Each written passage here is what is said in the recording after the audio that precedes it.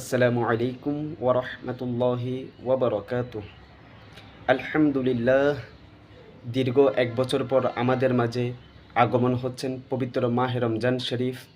এই রমজান শরীফের মধ্যে রয়েছেন রহমত, মাগফিরাত, নাজাত।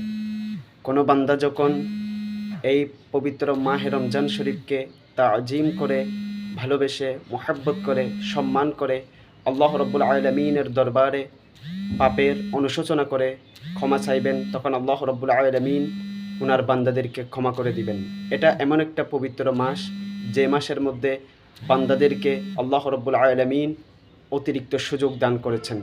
কোনো বান্দা যখন কোনো একটা আমল করবেন, কোনো ইবাদত করবেন, অন্য 11 মাসের ন্যায় যদি একটা আমলের সওয়াব 1 গুণ হয়, পবিত্র মাহে রমজানের মধ্যে হবেন 70 গুণ। তো মহান আল্লাহ রব্বুল আলামিন ওনার বান্দাদেরকে এত নিয়ামত, এত সুযোগ দান করেছেন এই পবিত্র মাহে রমজান শরীফের মধ্যে। ইনশাআল্লাহ আসুন আমরা আল্লাহ রব্বুল আলামিন ওনার পবিত্র কালামুল্লাহ শরীফ তেলাওয়াতের মাধ্যমে, ওনার ইবাদত বন্দেগীর মাধ্যমে, তাহাজ্জুদের মাধ্যমে, নবী করিম সাল্লাল্লাহু আলাইহি ওয়াসাল্লাম ওনার উপর দরুদ ও সালামের মাধ্যমে এই পবিত্র মাহে রমজানকে তাজিমের সহিত আদায় করি। ইনশাআল্লাহ সবাই সকল মুসলমানের জন্য, এক মুসলমান অপর মুসলমানের জন্য দোয়া করবেন ইনশাআল্লাহ। আসসালামু আলাইকুম ওয়া রাহমাতুল্লাহি ওয়া বারাকাতুহু।